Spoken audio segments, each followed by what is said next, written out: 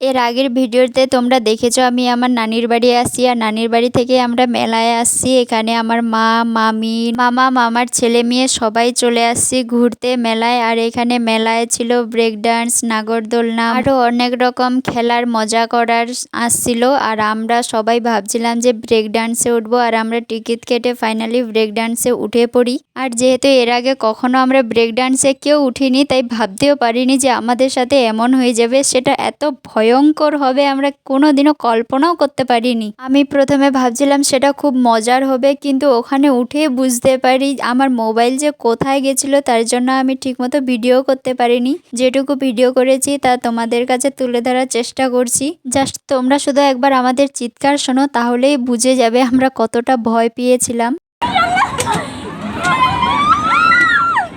আর ওখান থেকে নেমে জাস্ট তোমরা আমার রিয়াকশন দেখো। আমি তো সঙ্গে সঙ্গে কান ধরছি, শুধু আমি না সবাই কান ধরছে যে আর জীবনেও ওটাতে উঠবে না। তোমরা শুধু আমার মামার মুখটা দেখো, এত বেশি রেগে গেছিল যেটা আর বলে বোঝানো সম্ভব না। তারপরে কিছুক্ষণ রেস্ট করার পর আমি মা সবাই মিলে চলে আসলাম মেলার মজা করতে, কিছু দোকানে কিছু জিনিস নেওয়ার জন্য।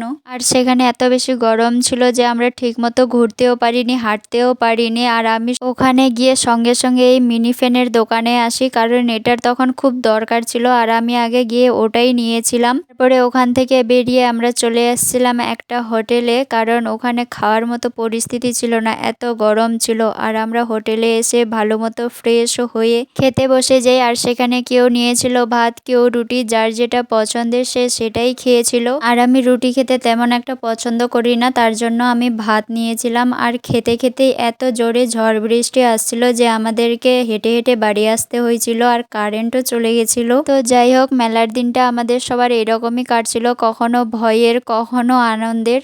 আজকের ব্লগটা এই পর্যন্তই, দেখা হবে আবার নেক্সট ব্লগে। ততক্ষণে ভালো থেকো আর আমার চ্যানেলটা সাবস্ক্রাইব করে নাও। বা